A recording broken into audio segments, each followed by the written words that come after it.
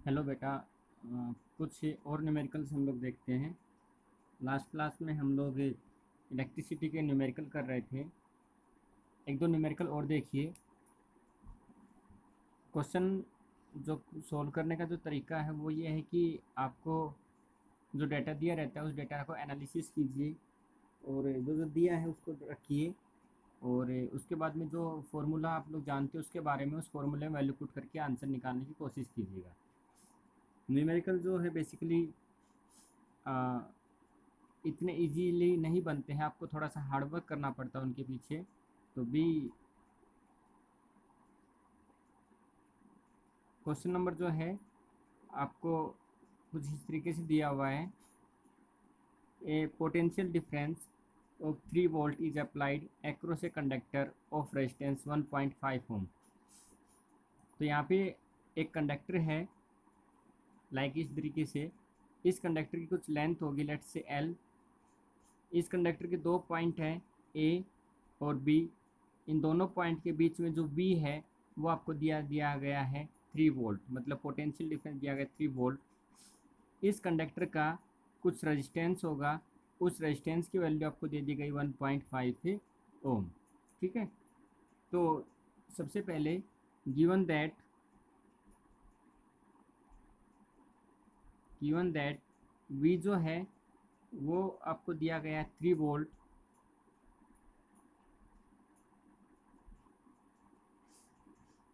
उसके बाद में रेजिस्टेंस की वैल्यू दे दी गई आपको 1.5 ohm. Now calculate the number of electron flowing through it.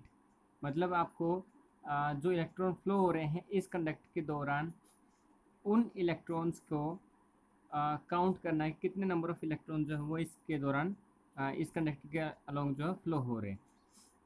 यदि टाइम आपको 1 सेकंड दिया गया है और एक चार्ज के ऊपर मतलब जो इलेक्ट्रॉन उसके ऊपर जो चार्ज है उसकी वैल्यू है 1.6 into 10⁻19 coulomb.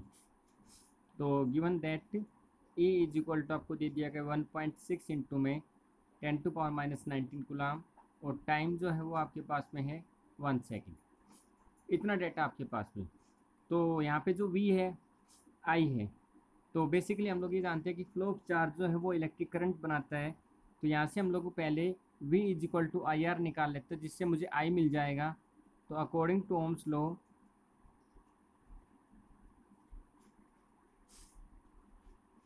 V is equal to I R. तो यहाँ से I की वैल्यू निकालूंगा तो आ जाएगा मेरे पास में V upon R। Since the value of V is equal to 3 और R जो है उसकी वैल्यू है 1.5।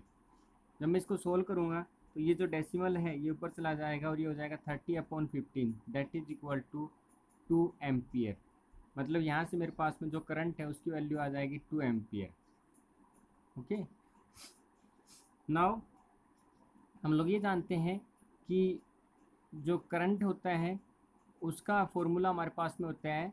मतलब कि करंट क्या होता है बेसिकली। तो करंट होता है flow of charge in a conductor with respect to time। that means we know that I is equal to होता है Q upon T। that means flow of charge in a conductor with respect to time। और Q जो है charge, तो charge को count करने का तरीका है n मतलब कितने नंबर ऑफ इलेक्ट्रॉन्स है इनटू में E, मतलब Q इज इक्वल टू हो जाएगा NE divided by T। Okay. We want to calculate the value of n from this equations. तो n इज इक्वल टू आ जाएगा हमारे पास में ये टी आई के साथ मल्टीप्लाई हो जाएगा तो आई टी अपॉन ई। क्योंकि आई टी उधर चला जाएगा n की वैल्यू निकालना तो ई कहाँ चला जाएगा उसके नीचे चला जाएगा। तो n इज इक्वल टू आ जाएगा आई टी अपॉन ई। तो यहाँ से आई जो है उसकी वैल्यू हम लोग यहाँ से पुट कर सकते हैं। तो आई इज इक्वल टू आ जाएगा मेरे पास में 2। टाइम है वो मेरे पास में 1 सेकेंड है और चार्ज ऑफ इलेक्ट्रॉन है 1.6 इंटू 10⁻19। ये सारी की सारी वैल्यू जब मैं इसके अंदर पुट करूँगा तो ये आ जाएगा मेरे पास में 1.25 इंटू में 10⁻19। तो इतने नंबर ऑफ चार्जेस जो है उस कंडक्टर के अंदर से 1 सेकेंड के अंदर फ्लो हो रहे होंगे जो कि इस कंडक्टर के अंदर 2 एम्पियर का करंट जो है उसको बना रहे होंगे। ठीक है। तो यहाँ पे ये जो कैलकुलेशंस है,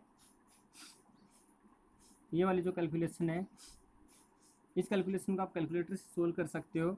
यदि आपके पास में कैलकुलेटर से सोल्व नहीं करना है तो आप क्या करोगे, ये पॉइंट जो है इसको हटाओगे तो ये कितना हो जाएगा यहाँ पे 20, तो 20/16 हो जाएगा। 4 से कैंसिल आउट करोगे, 4 5 जो 20, 4 4 जो 16, 5/4 आ जाएगा।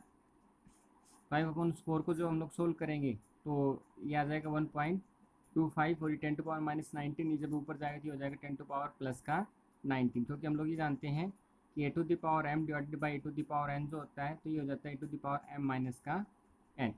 ओके, मतलब जो पावर नीचे प्लस होती है वो ऊपर आने पे माइनस हो जाती है, और जो पावर नीचे माइनस है वो ऊपर आने पे प्लस हो जाती है। ये चीज़ हम लोग कैलकुलेट करना जानते हैं।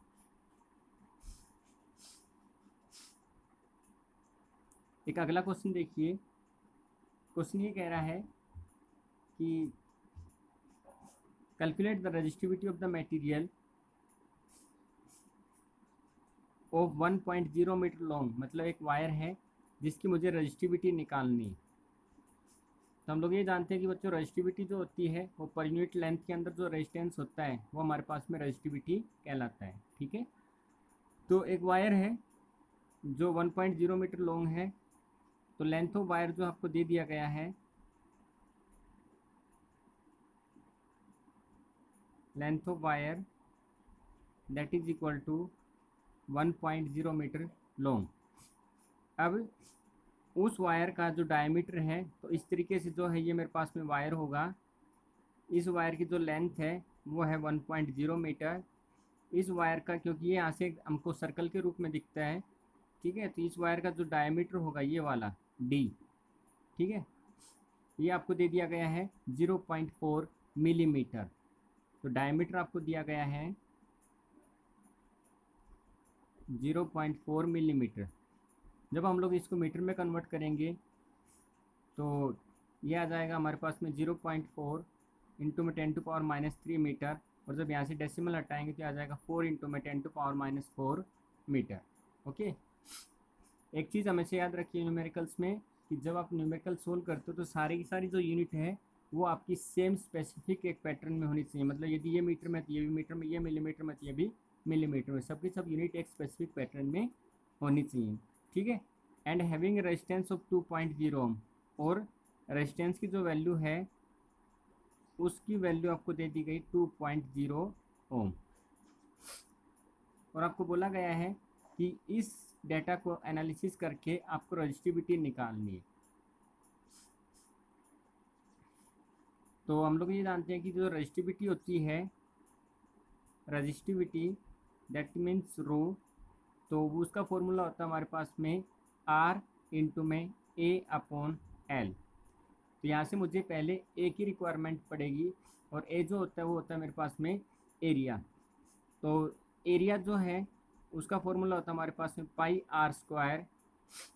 लेकिन यहाँ पे जो हम लोगों को इसका डायमीटर दिया गया है, तो डायमीटर जब हम लोग पुट करेंगे तो डायमीटर जो है रेडियस का डबल होता है, तो हम लोग लिख सकते हैं कि πr², r² को क्या लिख सकते हैं d/2 और इसका स्क्वायर।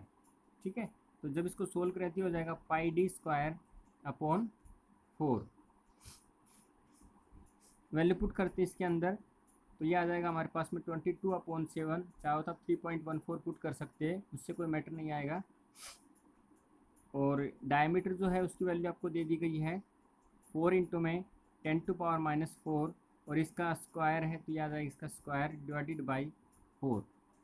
ठीक है, जब इसको सोल्व करेंगे तो ये आ जाएगा हमारे पास में 22/28 इंटू में 4 4 जो हो जाएगा 16 इंटू में 10⁻⁸ 4 2 जा 8, क्योंकि फॉर्मूला क्या होता है हमारे पास में a⁴n जो होता है वो होता है a⁻m इंटू में n।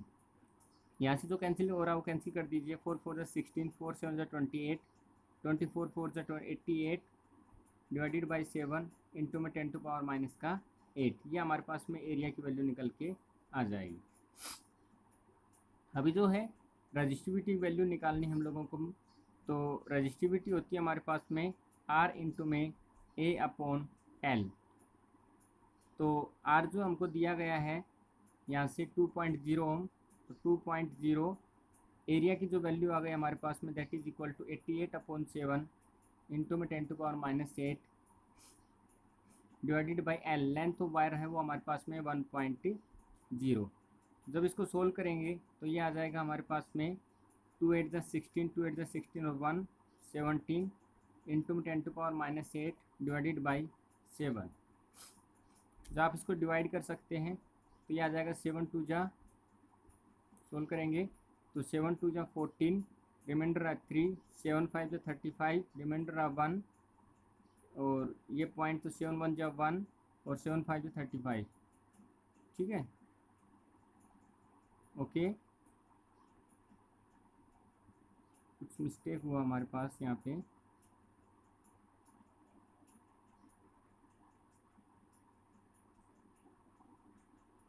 ठीक है।